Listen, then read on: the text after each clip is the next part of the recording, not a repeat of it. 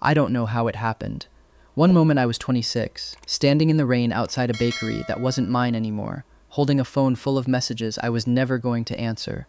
The next, I opened my eyes to sunlight, the smell of pancake batter drifting up from the kitchen, and the ache of being exactly 6 years younger, 20 years old. My birthday. Again. I sat up in my childhood bed, the one I hadn't slept in for 2 years, the one that, in another version of this day, would already have been half emptied to make room for an easel, and I laughed, not because anything was funny. Because I finally understood the shape of the year I was about to live through, and this time I had no intention of walking into it the same way twice. For anyone just tuning in, I'm Charlie Bennett. I have a twin brother, Caleb, born 1 minute after me, and apparently worth about 1,000 times more. Caleb is an omega, I'm a beta. In the world I grew up in, where alphas run companies and start wars in boardrooms, omegas get poems written about them, and betas mostly get told to be understanding, that 1 minute made all the difference.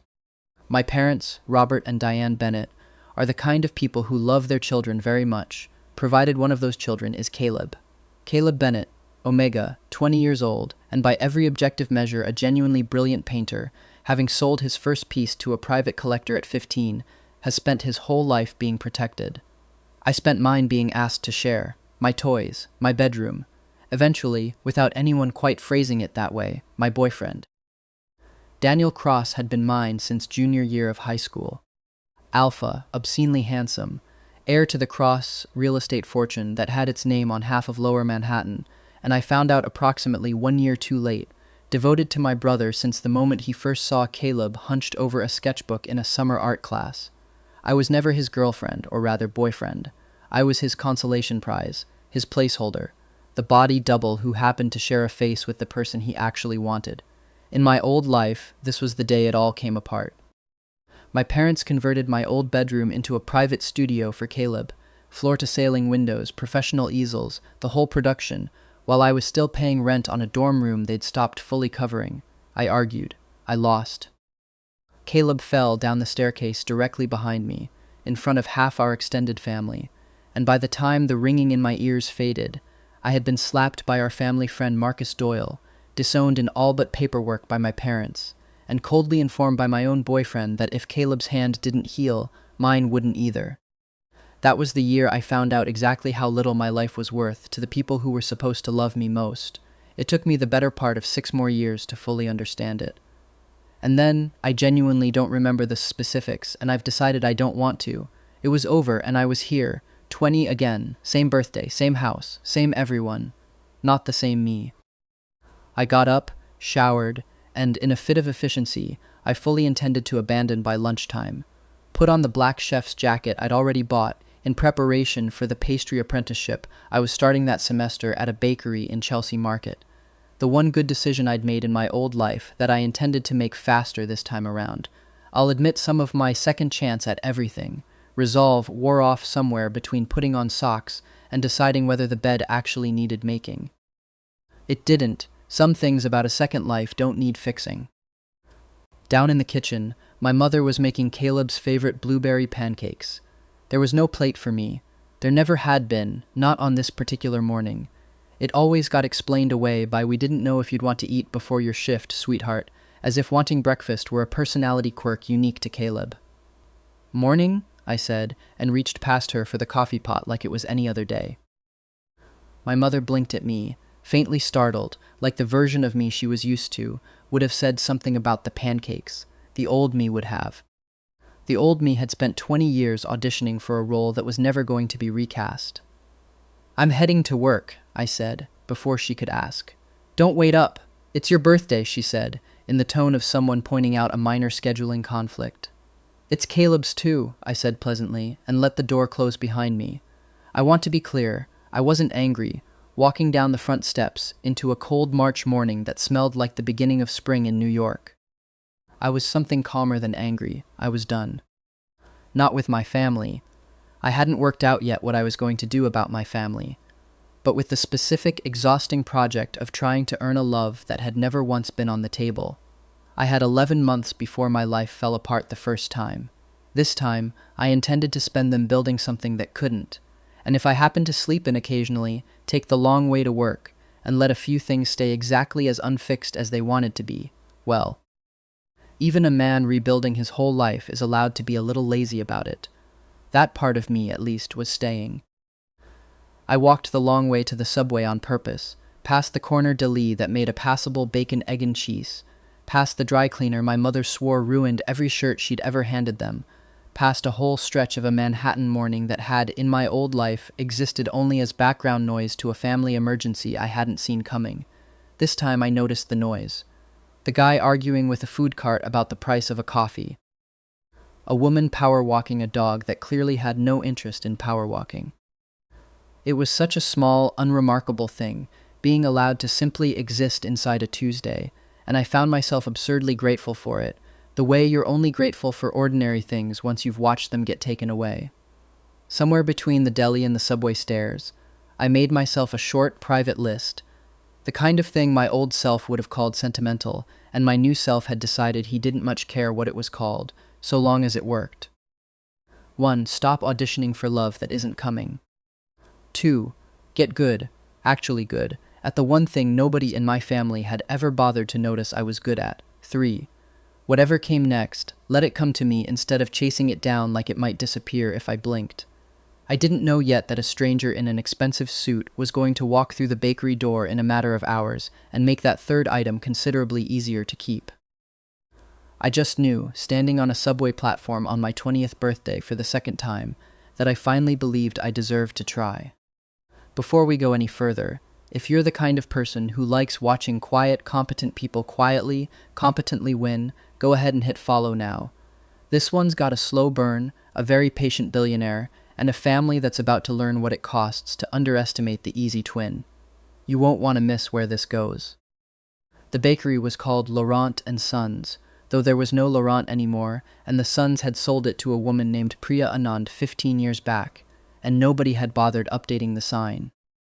I loved it anyway, the smells of scorched sugar and yeast, the particular chaos of a kitchen at 6 in the morning, the fact that nobody there had ever once compared me to my brother, mostly because nobody there had ever met him.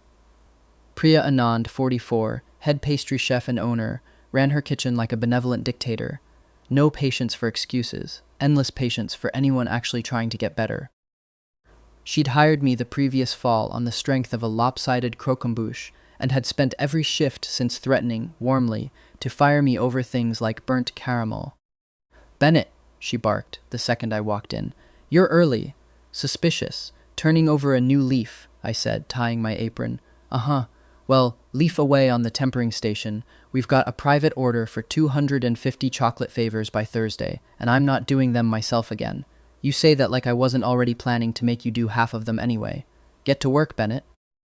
The kitchen at Laurent and Sons ran on a rhythm I'd come to find almost meditative, Priya barking orders from the register while somehow also monitoring 3 ovens with what I was fairly sure was a sixth sense, the dish guy, Ruben, singing along tunelessly to whatever was on the radio, the whole operation held together by duct tape, muscle memory, and Priya's genuine, if gruffly expressed, refusal to let anyone under her roof produce anything less than their actual best work.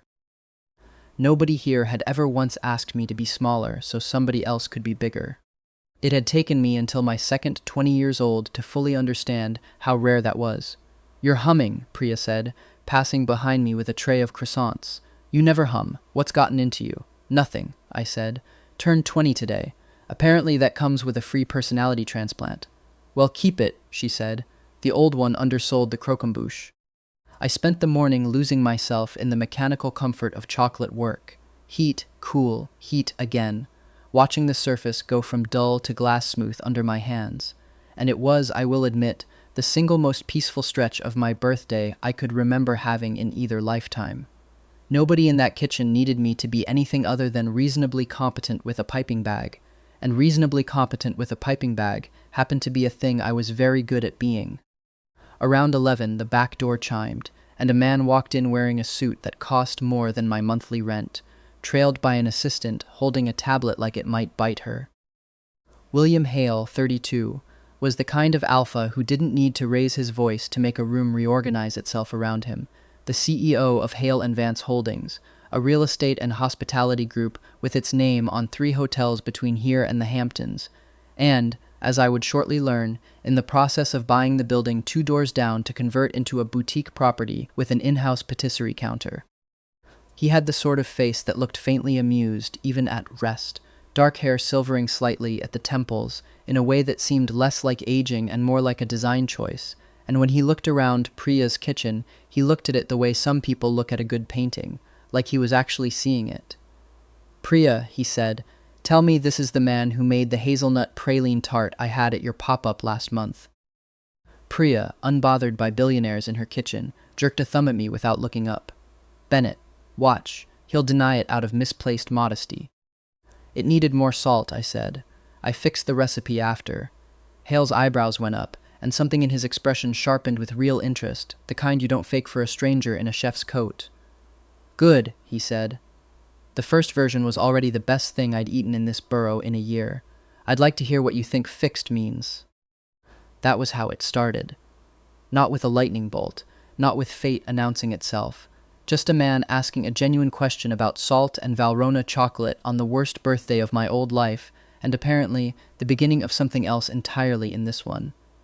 We talked for 20 minutes about tempering curves and bad restaurant openings he'd backed out of at the last minute. He didn't mention the hotel deal. I didn't mention that it was my birthday. When he left, he shook my hand like I was a colleague, not a charity case, and told Priya he'd be back Thursday for the chocolate favors personally. "Well," Priya said, once the door swung shut, "William Hale doesn't do personal pickups. You want to tell me what that was?" "No idea," I said, which was mostly true. What I did know, what I'd learned the hard way, in a life I no longer had to live through the same way twice, was the difference between being wanted and being convenient. Daniel Cross had wanted a convenient stand-in for 6 years and called it love. William Hale had wanted to talk about salt for 20 minutes and hadn't asked me for anything at all. I filed the feeling away, went back to my tempering station, and told myself it didn't mean anything. It absolutely meant something. I just wasn't ready to say so yet. My phone started buzzing around 2 in the afternoon, right as I was boxing the last of the chocolate favors. Daniel Cross, 12 missed calls. I finished the box before I called him back. Old habits, the part of me that used to drop anything for Daniel, took a beat to remember it wasn't in charge anymore. If there were a medal for slowest possible response time to a man who spent 6 years choosing someone else, I intended to win it, retroactively, in this lifetime and the last one. "Where the hell have you been?" His voice, when I finally picked up, had the particular sharp edge it always got when he was scared and covering for it with anger. "Caleb's hurt. He fell down the stairs at your parents' place. Nobody could find you, Charlie. Your mother said you never even came home for your own birthday." "I was at work," I said. "I have a shift log if anyone needs it." "How's Caleb?" There was a pause, the specific silence of someone who'd expected panic and gotten logistics instead. "His wrist. They think it might be fractured." Charlie, he's a mess. Everyone's a mess. Why aren't you?" "Because I wasn't there," I said, "and because falling downstairs is genuinely awful, and I hope he heals fast, and also because I'm going to guess, before anyone even checks, that nobody actually saw me push him, since I wasn't in the building. Someone said there was a fight right before it happened." Daniel said, less certain than he'd sounded a moment ago, like he was repeating something secondhand and only now hearing how thin it sounded out loud. "I don't even know who told me that. Marcus? Maybe? Or your mother," Marcus said. "That's a lot of said for something that didn't happen," I said, keeping my voice easy, almost friendly, the way you'd correct a stranger's math error. "I wasn't home, Daniel." I was piping chocolate ganache. "There's a security camera pointed directly at my hands for 8 hours a day. It's the least private job in Manhattan." The silence this time had a different quality. I could hear him breathing, could picture, with total clarity, because I'd spent 6 years memorizing this man's every tell, the exact face he was making, torn between the boyfriend-shaped instinct to apologize and the deeper, truer instinct that had been steering him toward my brother since we were 17. "You said someone," I pointed out, mostly because I couldn't resist. "Not I heard from Marcus, not your mother told me, just someone said." That's an impressively deniable sentence for a man who was screaming at me a minute ago. "I'm not trying to be deniable, Charlie. I'm trying to figure out what happened to my—" He stopped himself before he finished that sentence, and I let the silence sit there for a second, because I already knew how it ended, and so I suspected did he. To your what? I said, not cruelly. Go ahead, finish it. I think we'd both benefit from you actually saying it out loud, for once, instead of catching yourself halfway through. I have to go, he finally said. I need to be with him. You should be, I agreed. Daniel, before you go, I want you to actually hear this. Not the version where I'm being dramatic. I know. I've known for a while, longer than you probably think. I'm not angry, and I'm not going to make a scene about it. I just don't want to keep being the placeholder anymore. So, you're free. Go be with Caleb. Tell him happy birthday from me. I could have drawn this out. In another life, I would have spent months being slowly, humiliatingly certain of what I already knew, dragging both of us through a breakup that took a year and cost me my dignity in installments. Instead, I hung up while he was still working out what to say, boxed the last favor, and went back to scraping down the tempering table like the conversation had cost me nothing at all. It had cost me something, if I'm honest. 6 years of memory doesn't just evaporate because you've decided to be smarter about it the second time. But underneath the ache was something new and enormous, relief, plain and physical, like setting down a bag I'd been carrying so long I'd forgotten it had a weight. Also, if I was being fully honest with myself, a small, petty satisfaction at how quickly I saw them fight had turned into, someone said, the exact moment a rumor runs out of legs to stand on.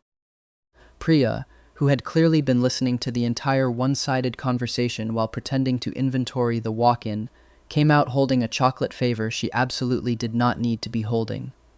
You want to talk about it? She asked. Not even a little, I said, but I would like to talk about whether I can pick up an extra shift this week. She looked at me for a second, the particular look of a boss deciding whether her employee is having a breakdown or a breakthrough, and apparently landed on the second option, because she just said, Thursday. Come in early, Hale's coming back, and I want the display cases perfect. I didn't ask why that mattered. I already had a guess. By the time I got home that night, the house had the particular hush of a family mid-crisis, all hallway lights on, and nobody actually in the hallway. Caleb's wrist, it turned out, was sprained rather than fractured. Bad enough for a splint, dramatic enough for everyone in a 50-mile radius to have heard about it by dinner. My mother met me at the door with an expression I recognized instantly from the last version of this exact night. The specific, righteous fury of someone who has already decided who's guilty and is only waiting for the trial to make it official. Where were you? She said. Not a question. An indictment. Laurent and Sons, I said. 9th Avenue. I clocked in at 7:15 this morning and clocked out 10 minutes ago. I pulled my phone out and before she could work up to a second accusation, dialed. Priya picked up on the second ring, still audibly mid-inventory. Priya, quick favor, can you tell my mother out loud what time I left today? There was a beat of shuffling on the other end, and then Priya's voice, flat and entirely unimpressed, filled the kitchen through the speaker. He left at 9:02 p.m. after doing a full closing shift he didn't have to do, and before that he was on 3 separate cameras. I can send you timestamps of if this is somehow still a conversation. Also, hi, Mrs. Bennett. I've heard a great deal about you, and none of it from your son, which should tell you something. My mother stared at the phone like it had personally wronged her. Marcus said he saw you. She started again, weaker now. Marcus wasn't there, I said, for what felt like the second time that day, though this time I said it almost gently, watching the fight visibly go out of her argument in real time. I'd love to know what he thinks he saw, from wherever he actually was. That was when Marcus Doyle came down the stairs, and I'll admit some old reflex in me flinched, remembering exactly how that hand had felt against my face the first time around. Marcus Doyle, 22, was practically family. His mother and mine had been college roommates, and he'd grown up half in our house, closer to Caleb than to me, for reasons that had never been subtle to anyone but Marcus himself, who was still under the impression that protective older brother energy explained why he'd never once dated anyone else in 6 years. He had the look right then of a man about to do something he thought was righteous, and the smaller, more uncertain look of a man who'd overheard the last 30 seconds of that phone call and was recalculating. I didn't say I saw it, he said, a little too fast, a little too aware of Priya's voice still faintly audible on the line. I heard there'd been a fight. I don't actually know from who. That's a very different sentence than the one you were about to say downstairs an hour ago, I said, not unkindly. Marcus, Genuinely, I want you to think very carefully about where a rumor like that even starts, because right now it's going to get checked against a time-stamped video of me piping chocolate ganache at 11:45 this morning, and rumors don't hold up well against timestamps. The room went quiet in a way I recognized from the last life, except this time the silence had a different shape. Not the silence of everyone waiting to see how I'd take the blame, but the silence of a story that had stopped adding up in real time. Caleb, wrist splinted and propped on the couch cushion like a small tragedy, chose that moment to speak, voice thin and lovely and exactly calibrated for maximum sympathy. "Charlie, please. Nobody's trying to accuse you. I don't even remember what happened. I think I just lost my balance." "That happens," I said, and meant it kindly, because it might genuinely have been an accident, and even if it wasn't, I wasn't interested in a war tonight. I was frankly a little tired, and there's only so much energy a man can spend defending an alibi he shouldn't have needed in the first place. I hope your wrist heals fast. I really do. But I'd like everyone in this room to stop assuming I did something I have a time-stamped alibi against, because that's twice today, and I'm starting to think the story gets written before anyone actually checks the facts. Caleb's fiancé-to-be, though nobody in that room knew it yet, least of all Daniel himself, was notably absent from this particular scene, which was its own kind of relief. I didn't have the energy to manage two audiences at once. My father, silent until now, cleared his throat. "Nobody's, Charlie. Nobody's accusing." "Mom just did," I said. "Marcus just tried to. I'm not mad. I'm just done pretending it doesn't happen." My father shifted his weight, the way he always did when a conversation had wandered somewhere he hadn't planned for and had no map back out of. Robert Bennett was not by nature a cruel man, just a profoundly conflict-averse one, which in a house like ours amounted to roughly the same thing, since silence in the face of unfairness tends to look a great deal like agreeing with it. "I just don't understand," he said, quieter now, "why you'd assume the worst of us over one misunderstanding." "It's not one," I said, and I said it without heat, which seemed to land harder than if I'd shouted. "It's the same one, over and over, and I've just finally stopped pretending each new version of it is a coincidence. I'm not asking anyone to apologize tonight. I'm just telling you I noticed, and I'm done acting like I didn't." He didn't have an answer for that. I hadn't really expected one. I picked my bag back up off the floor where I'd dropped it and lifted the phone briefly. "Priya, I'm hanging up now. Thank you for that." "Anytime," came the voice, entirely too pleased with itself. "Tell your mother I do birthday cakes, too, professionally, no hard feelings." The line went dead before my mother could decide how to respond to that. "I'm going to go shower and go to bed, because unlike some people, I had a full shift today," I said, and walked up the stairs without waiting for a response. For the first time in either version of this house, on either version of this birthday, nobody followed me to argue. Behind me, I heard my mother's voice, quieter now, uncertain. "Did anyone actually check the cameras in the hallway?" I didn't know it yet, standing on the stairs, but that particular question, asked to no one in particular, into a room that had just watched its favorite theory collapse, was going to matter a great deal more than anyone in that living room realized. Here is a detail from my old life I did not remember until it happened again. My mother had installed a small, unobtrusive camera at the top of the front hallway 2 years earlier, ostensibly for package theft, and had never once looked at the footage for anything else, because in a house full of people who loved drama, nobody loved paperwork. She looked at it the next morning. I found out because Priya forwarded me a screenshot of our family group chat, the one I'd been quietly muted in since roughly 2019, with the caption, "Your mother just sent this to 11 people, and I am one of them somehow, explain." The footage, it turned out, was extremely unglamorous. No villain, no shove.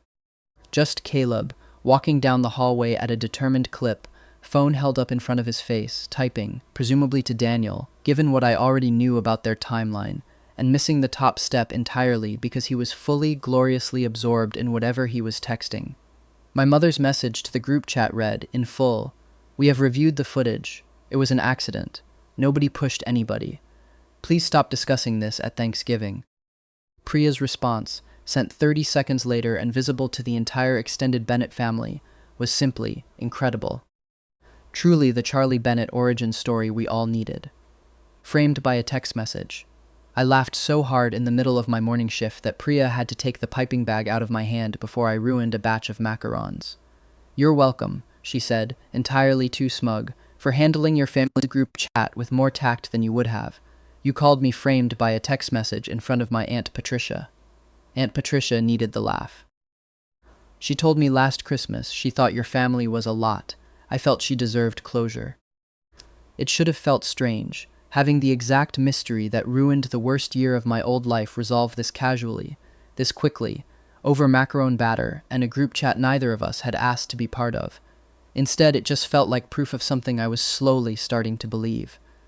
That most of the disasters in my old life hadn't actually been disasters at all. They'd been unchecked assumptions, left alone long enough to calcify into a version of the truth nobody had bothered verifying. Caleb hadn't been pushed. Nobody had been lying, exactly. They'd just been busy, and it had been easier to believe the version of the story that already fit what they expected of me. I texted Caleb directly for the first time since the birthday. Heard about the footage. Hope the wrist's healing.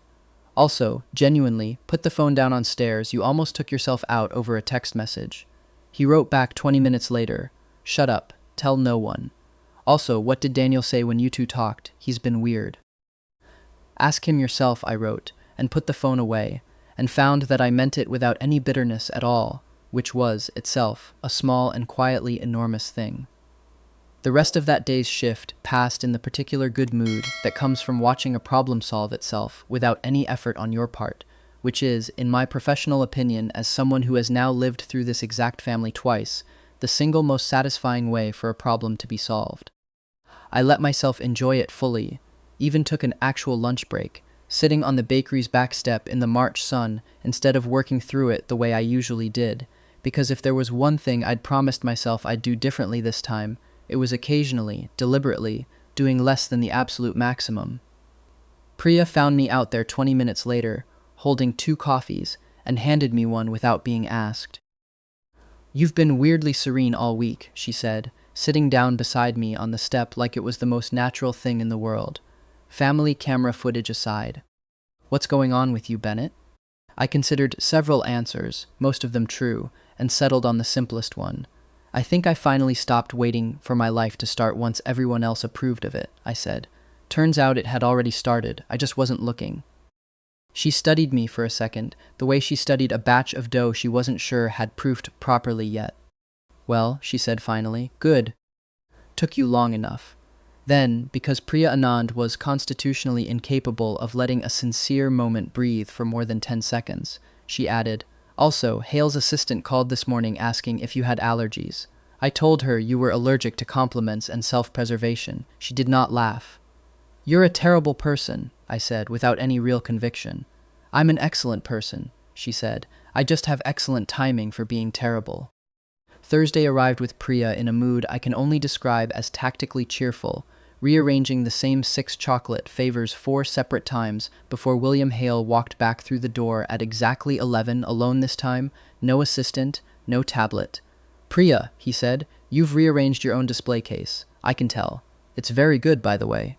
"Bennett did the arranging," Priya said, with the subtlety of a woman who had never once possessed subtlety.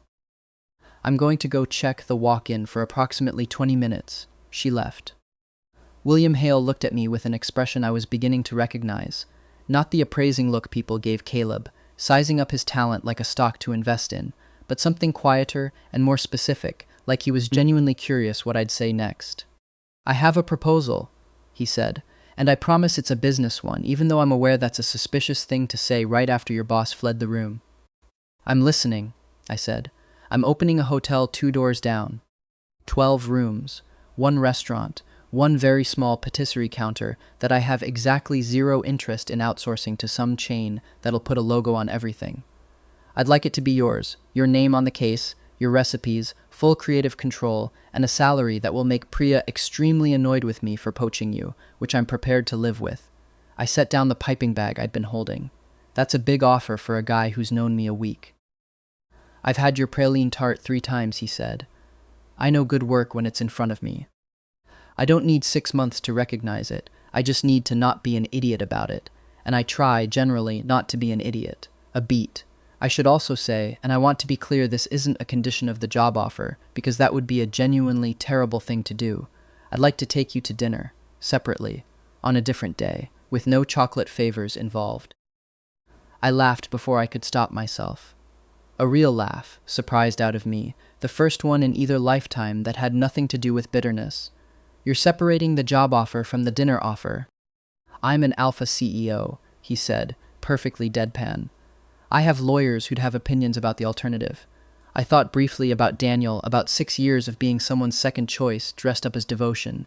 And then I thought about the fact that William Hale had, in the space of 2 conversations, offered me a career on my own merit and asked me to dinner as a completely separate, revocable, no-strings request. It was such a small thing. It felt enormous. I'll take the job, I said. I'd like to think about the dinner. In fact, I'm going to think about it slowly, possibly for the rest of the week. I've recently decided I'm allowed to take my time about things. That's an excellent policy, he said, entirely too pleased with himself. I'll have my assistant send the offer in writing. And Charlie, take all the time you need. I'm not going anywhere. You say that now. Wait until Priya finds out you poached me and starts sending you strongly worded invoices out of spite. I welcome them, he said. I've been told I have excellent handwriting for apology notes. He lingered a moment longer than the conversation strictly required, glancing around the kitchen like he was cataloging it. The mismatched shelving, the taped-up prep schedule, the handwritten sign over the walk-in that just said "Do Not" in Priya's furious block capitals with no further explanation. Can I ask you something that isn't about pastry or hotels? He said. You can ask. I reserve the right not to answer. Fair. He considered his next words with more care than I expected from a man who'd, 20 minutes earlier, deadpanned a joke about lawyers. You don't talk like someone who's 20. I mean that as a compliment, mostly. You've got this, settled quality, like you already know exactly what you want and you're just quietly waiting for the world to catch up to you. I nearly told him the truth, right there, over a half-finished tray of chocolate favors. That I was, in fact, considerably older than 20 in every way that mattered, that I'd already lived through a version of this exact conversation once and lost, and that the settled quality he was noticing was less wisdom and more scar tissue that had finally stopped aching. Instead, I said, I've had a very educational year, which was, in its own way, the truest thing I could have told him without sounding like I belonged in a support group for time travelers. I'd like to hear about it sometime, he said. The educational year. Maybe over that dinner you mentioned, I said, surprising myself with how easily it came out. I'll hold you to that, he said, and left before I could take it back, which I noticed and appreciated was becoming something of a pattern with him. Leaving right when a moment was at its best, instead of staying long enough to spoil it. Daniel found me outside the bakery 2 days later, which meant he'd either asked Priya where I worked, or, more likely, had known the whole time and just hadn't cared enough to visit until his own conscience started bothering him. He looked terrible, in the specific way of someone who'd spent several nights not sleeping, and several more not admitting why.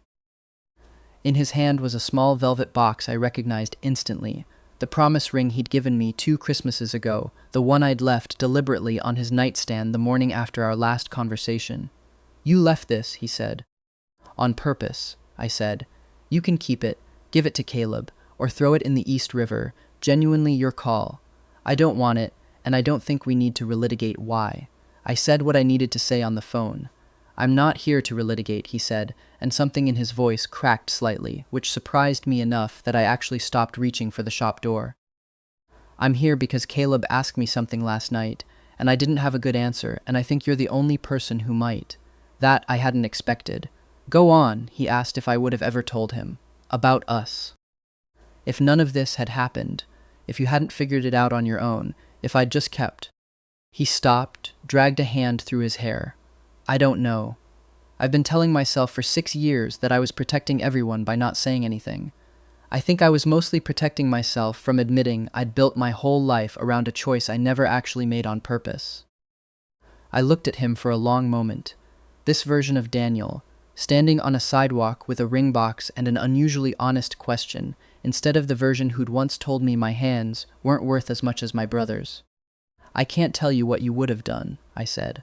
I can tell you that not saying anything for 6 years wasn't kindness. to either of us. It just felt like kindness because nobody had to have the hard conversation. Caleb deserves better than a boyfriend who's still working out whether he chose him on purpose. So do you, honestly. He absorbed that in silence, turning the ring box over once in his hand. For what it's worth, he said finally, I am sorry. Not the performative kind. I believe you, I said, and found, a little to my own surprise, that I mostly did. Go home, Daniel. Have the actual conversation with him this time. And for what it's worth, he's a genuinely brilliant painter and an occasionally very silly person who almost fell down a flight of stairs because he was texting you instead of watching his feet. He's worth doing this properly for. Something in his face shifted, not quite relief, but close to it, the look of a man who'd been braced for a fight and gotten a released breath instead. That's a very generous send-off, considering.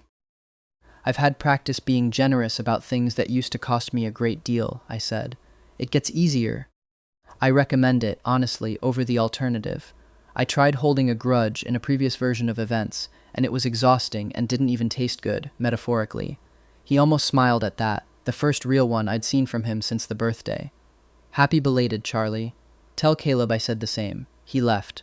I went back inside, finished my shift, and didn't think about the ring again until Priya asked, entirely too casually, whether the tall, broody one was my ex. Was, I confirmed. Now apparently working on becoming a slightly less broody one. Good, she said. The other one's better dressed. Marcus Doyle showed up at the bakery on a Tuesday, 3 weeks after the birthday that hadn't ruined my life this time, holding a coffee he clearly didn't want and wearing the expression of a man rehearsing a speech he still hadn't gotten right. I checked the cameras myself, he said, without preamble. The bakeries, I mean. Priya, let me see the footage. You really were there the whole time. I told you that, I said. Twice. Once with witnesses. I know, he winced. I should have believed you the first time, not after I made you look guilty in front of your entire family for something I heard secondhand and didn't bother checking. Priya, who had appeared behind the counter with the specific timing of a woman who did not consider eavesdropping a character flaw, called out without looking up from the register. For the record, I also let him watch the hallway footage of Caleb walking into his own downfall. It felt educational. It was educational, Marcus admitted, deeply humbling, watching a grown man get taken out by a text message. I decided to be generous, mostly because generosity wasn't costing me anything I minded losing. Because it was easier, I said, to assume the worst about me than to ask a single follow-up question. You didn't have to think very hard about either one of us, and I think that's the part that actually bothers me. Not that you were wrong, but that you never once checked. He didn't argue. I'm sorry, he said. Really. Not the performative kind. Apparently that's the theme of my week. I believe you, I said, and I mostly did. This was, after all, a version of Marcus who'd actually gone and checked the footage instead of doubling down, which was more accountability than he'd managed in the entire span of my old life. I'm not going to pretend the last few years didn't happen, but I'm also not going to hold a grudge forever. Bring me an actual coffee order next time, though. That one's stone cold. He almost smiled. Deal. Get him the caramel one, Priya put in. He likes it, he's just too proud to say so. I am right here, I said. I'm aware, she said, entirely unbothered, and went back to the register. It wasn't friendship, not yet, not fully, but it was the first real crack in a version of my life that had, for 20 years, cast me as the villain in a story I'd never actually written. I found, standing there in my flour-dusted apron, that I didn't need Marcus Doyle's approval anymore to know I was telling the truth. That, more than the apology itself, felt like the actual victory. He lingered by the counter a while longer, watching me box a dozen macarons for a walk-in customer with the mild, fascinated confusion of a man who had genuinely never once considered where dessert came from before it arrived on a table. This is a lot of work, he said, finally, sounding faintly awed. For something that gets eaten in 4 bites. Most good things get consumed faster than they took to make, I said. Doesn't mean the making didn't matter. He looked at me for a second like that had landed somewhere he hadn't expected it to. That's annoyingly wise for a guy who used to let me copy his chemistry homework. I contain multitudes, I said, and immediately regretted borrowing William's line, because it made me smile in a way I wasn't prepared to explain to Marcus Doyle of all people. You're seeing someone, he said, with the triumphant tone of a man who'd just solved a much easier mystery than the one he'd walked in with. That's new. That's a new thing about you. I'm allowed new things, I said. It's been a big year. Clearly, he said, and for the first time since I'd known him, he didn't say it like an accusation. He hovered a moment longer, then added, almost sheepishly, "For what it's worth, I always thought you were the more interesting twin. I just never said it because it felt like it wasn't allowed, like there was a rule somewhere that said the attention had to go one direction in your family, and I didn't want to be the one who broke it." It was, unexpectedly, the closest thing to a real compliment Marcus Doyle had ever given me in either lifetime, and I found I didn't quite know what to do with it beyond accept it plainly. "You could have just said it," I told him. "Rules like that only work if everyone keeps quietly agreeing to them." "Noted," he said. "Consider the agreement broken then," belatedly. Caleb's spring exhibition, a set of new paintings debuting at a gallery near the Whitney, the kind of event with a step-and-repeat banner and a guest list that read like the society page, landed on the calendar 3 weeks later, in the last week of April, and my mother handed me an invitation like it was a peace offering rather than a formality. "You'll come, won't you?" she said. "It would mean a lot to Caleb." I very much doubted that, but I said I would, mostly out of curiosity about how the evening would unfold now that half the people involved were behaving differently than they had the first time around. Caleb's gallery show, as it turned out, doubled as a kind of soft debut for him and Daniel as a couple. Nothing announced outright, but the body language did the talking. Daniel's hand at the small of Caleb's back, the two of them orbiting each other with the particular gravity of people who'd finally stopped hiding. I felt, watching them, something far lighter than I'd braced for. Not jealousy, not grief, just a distant, almost fond relief, the way you might feel watching someone finally put on a coat that actually fit them. William came as my plus one, which surprised approximately everyone in the room, including, I think, my mother, who had clearly filed him under unattainable business contact rather than person currently walking my son through a gallery with a proprietary hand on his shoulder blade. "You didn't tell me your brother's work was this good," William said quietly, studying a canvas of the Brooklyn Bridge at dusk, done in colors that shouldn't have worked and somehow did. "I never said it wasn't," I said. "I said I was tired of being compared to it. Those are different complaints." "Fair," he said, and didn't push further, which I appreciated more than I could easily explain. We drifted through the room slowly, William occasionally getting pulled into conversation by someone who recognized him from a magazine profile or a groundbreaking ceremony, always extracting himself with the same easy, unhurried charm, always finding his way back to my side within a few minutes, like it was simply the natural resting place for him in any given room. I noticed my father watching us from across the gallery at one point, his expression unreadable in the specific way it always was when he hadn't yet decided how he felt about something. I decided not to worry about it. There was, I'd found, a great deal of freedom in simply declining to manage other people's reactions to my own life. "Your father keeps looking over here," William murmured, following my gaze. "Should I be worried?" "No," I said. "He's just recalibrating. It happens slowly in my family. Give him a few months. I have excellent patience," William said. "Ask anyone who's ever negotiated a lease with me." It was Caleb, eventually, who cornered me by the drinks table. Wrist fully healed now, ring-free, glowing with the specific confidence of someone who'd finally gotten the life he'd apparently always wanted. "You look happy," he said, and there was something almost accusatory in it, like my happiness was an inconvenience he hadn't planned for. "I am," I said simply. "Daniel said you were. Gracious about everything." He said the word like it tasted strange in his mouth. "I thought you'd hate me, I don't," I said, and found, a little to my own surprise, that it was true. "I spent a long time thinking your life being easier meant mine had to be harder. Turns out those aren't actually connected. You can have your gallery show. I'm going to go have my hotel patisserie counter. Neither one of us needs the other one to lose. Also, for what it's worth, I saw the hallway footage. You almost died for a group chat, Caleb. Watch your feet." He turned faintly pink. "That footage was supposed to stay private. Nothing in this family stays private. Ask Aunt Patricia." He looked at me for a long moment, something complicated moving behind his eyes.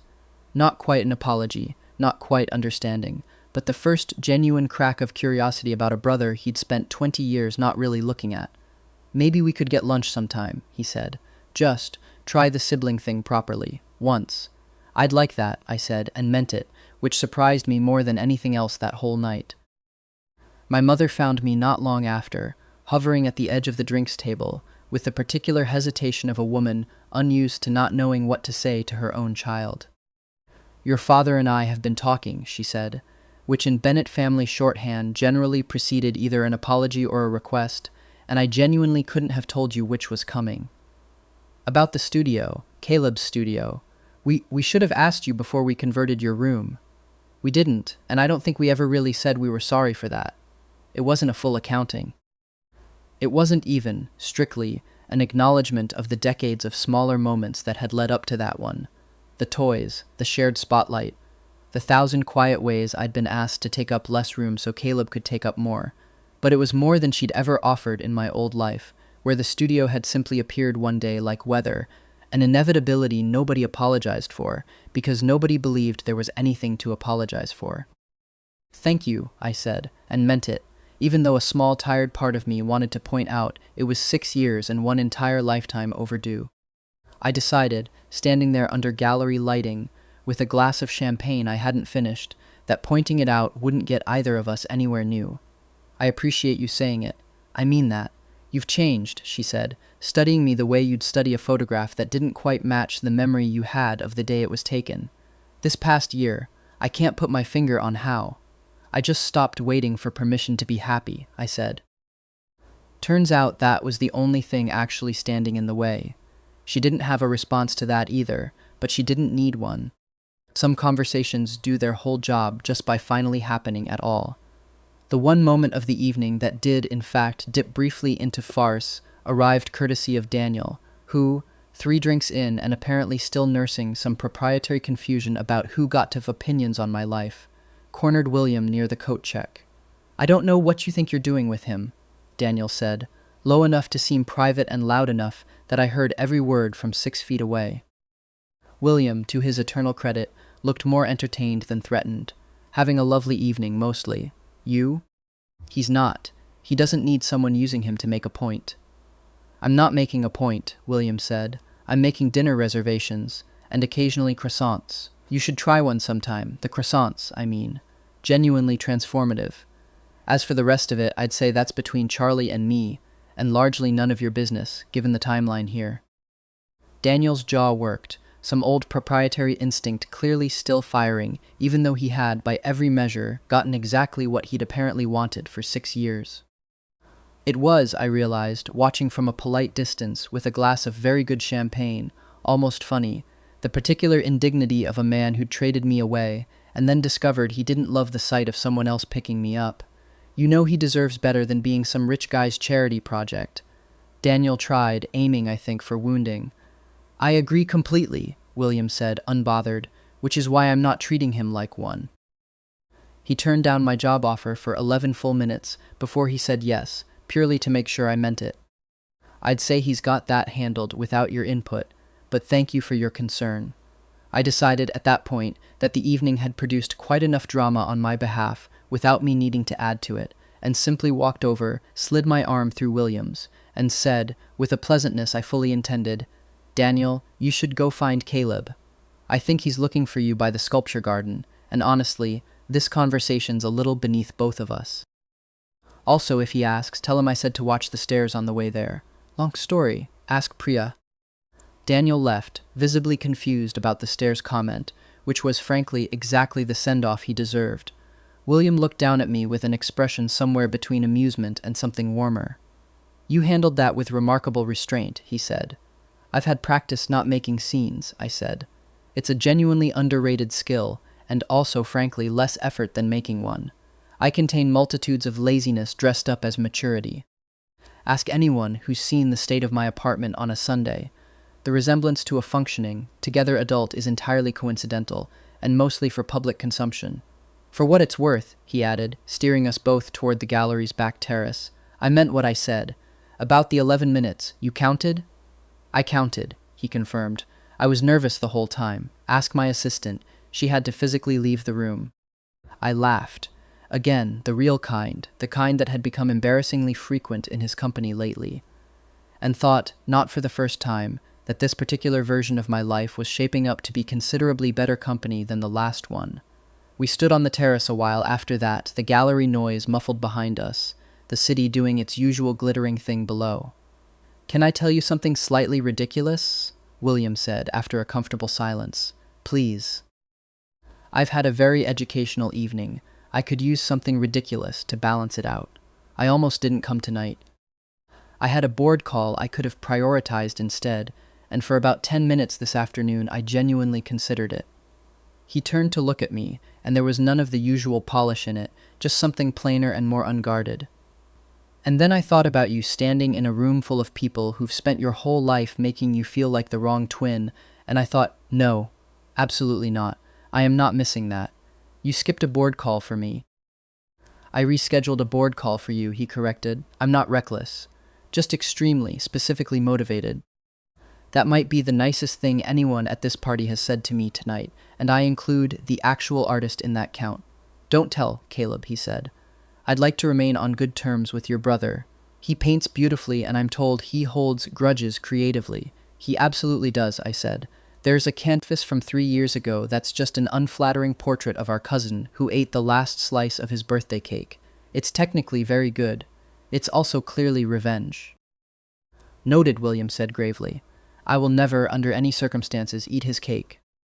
6 months later, on the night the Hale and Vance Boutique Hotel opened its doors on 9th Avenue, I stood behind a gleaming glass case stocked with hazelnut praline tarts and a new recipe I'd developed specifically for the occasion, a chocolate and sea salt financier that Priya had grudgingly admitted was annoyingly good, tell nobody I said that, and watched the city's most photographed people file in to eat pastries I'd made with my own hands, under my own name, on a card that read Charlie Bennett, head pastry chef.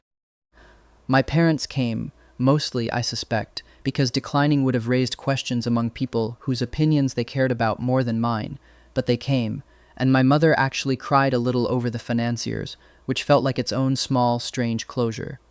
Caleb came too, with Daniel, and the two of them stood at the case for a long time comparing my new dessert unfavorably to nothing at all, which from Caleb was practically a love letter. "Still no camera pointed at this case, right?" Caleb asked, only half joking, eyeing the ceiling. "There absolutely is," I said. William installed 6. Security, he claims. I claim it so Priya can catch me eating the broken ones. I regret nothing. Priya called from across the room without turning around. William found me in the brief lull after the ribbon cutting, 2 glasses of champagne in hand, looking entirely too pleased with the way the whole evening had unfolded. "I have a confession," he said, handing me a glass. "I didn't buy this building for the hotel, no? I bought it because Priya's lease was up for renewal next door, and her landlord was a genuine nightmare about it, and I decided the neighborhood needed one fewer nightmare landlord, and one more reason for you to stay exactly where I could keep finding excuses to visit." He said it lightly, but there was nothing light in the way he was watching me. "I've been informed that's an extremely roundabout way to ask someone to stay in your life. I wanted you to know the ledger, in case anyone ever asks." "That might be the strangest thing anyone's ever confessed to me at an open bar," I said, "and also possibly the nicest. High praise.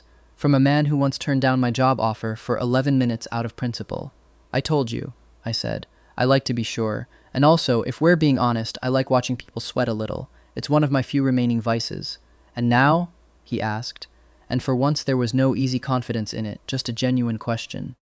I thought about the version of my life where I'd spent 20 years trying to earn a place at a table that was never actually mine, and the version where I'd handed that whole exhausting project back to the people who'd built it and walked, instead, towards something that had never once asked me to shrink to fit. "Now," I said, "I'm sure." I kissed him behind the pastry case, in front of my family, my ex-boyfriend, my twin brother, and roughly 40 of Manhattan's most influential real estate journalists, and if that isn't the kind of revenge worth having.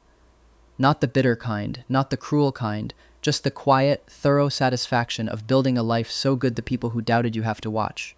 Then I genuinely don't know what is. Later, once the crowd had thinned, and the journalists had gotten whatever quote they were fishing for, Priya cornered me by the walk-in with the same look she'd given me on my birthday 6 months earlier. The boss deciding whether her employee was having a breakdown or a breakthrough, except this time she already knew the answer. Head pastry chef, she said, reading the little card on the case like she hadn't already seen it 40 times that week. Look at you. I remember when you couldn't temper chocolate without setting off the fire alarm. That happened one time. It happened twice, and I have witnesses. She bumped her shoulder against mine, an oddly gentle gesture from a woman who ran her kitchen like a benevolent dictator. I'm proud of you, Bennett. Don't let it go to your head. But I am. Careful, I said. That's dangerously close to a compliment. Don't get used to it, she said, and went to go yell at someone about the champagne temperature, which was, I'd come to understand, simply how Priya Anand said I love you to the people she'd decided were hers. 1 year later. Absolutely not, I said, staring at the small velvet box William had just set on the marble counter of our very much shared kitchen, in the very much shared apartment above the hotel he swore, repeatedly, he had not bought specifically to be closer to my bakery. You are not proposing to me in a kitchen that smells like burnt caramel.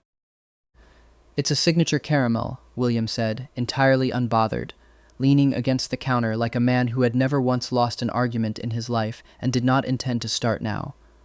It's your best-selling flavor. I thought it was thematically appropriate.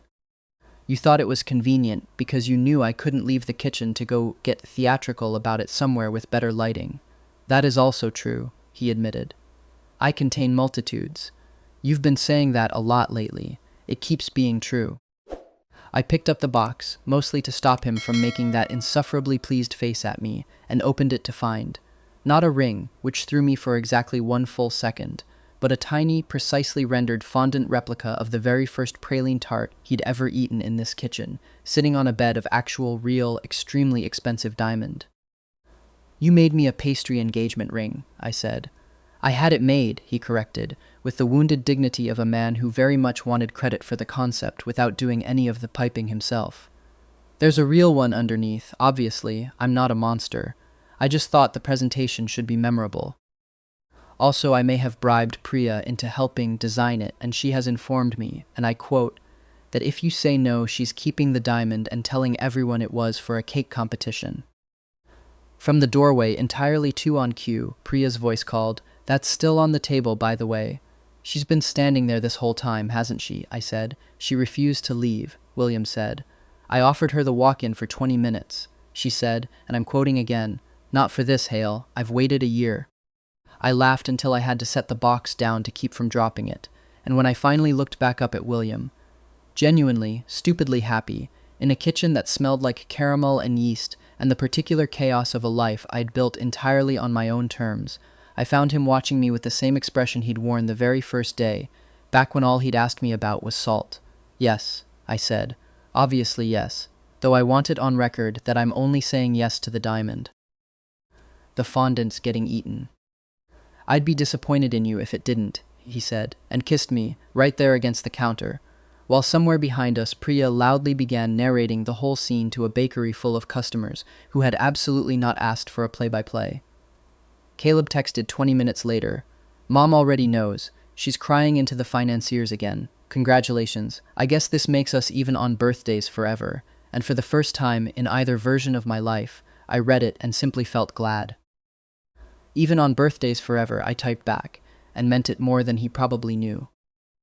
There was a time I would have read a message like that and heard an old, familiar keeping score in it. Caleb's engagement announced months earlier, mine catching up only now, some invisible ledger still tallying who got what and in which order. That version of me would have smiled at the text and quietly filed the timing away as one more small unfairness to carry. This version of me just felt lucky that somewhere along the way, the scoreboard had simply stopped mattering.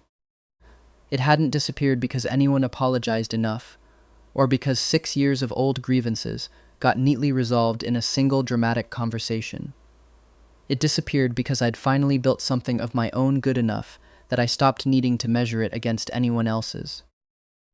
William found me still smiling at my phone a few minutes later, having apparently gone to retrieve 2 forks from a drawer with the specific purpose of splitting the evidence, the fondant tart, sitting untouched in its box on the counter. You said you were going to eat it, he reminded me. I said I was going to eat it eventually. I'm savoring the anticipation. It's a very expensive piece of dessert, William. I intend to respect it. It's fondant and food coloring. It's fondant, food coloring, and a proposal. That's a completely different category of dessert, and you know it. He handed me a fork anyway, and we ate it standing at the counter, in a kitchen that smelled like caramel and the particular hard-won ordinariness of a Tuesday night that had turned, entirely without my permission, into one of the best nights of either of my lives. Somewhere below us, the bakery was still open, still smelled like butter and sugar, and Priya's relentless standards still had my name on a card by the register. Upstairs, there was a ring and a fiancé who counted minutes and skipped board calls, and had, apparently, spent a full year quietly making sure I never had a reason to leave. Some things, it turns out, really are worth getting a second try at. I just hadn't expected the second try to taste this good. If you stuck around this long, thank you, genuinely. Stories like this one only keep getting made because people like you show up for them. If Charlie's second chance was worth your time tonight, follow the channel so the next one lands in your feed without you having to go looking for it. See you in the next story.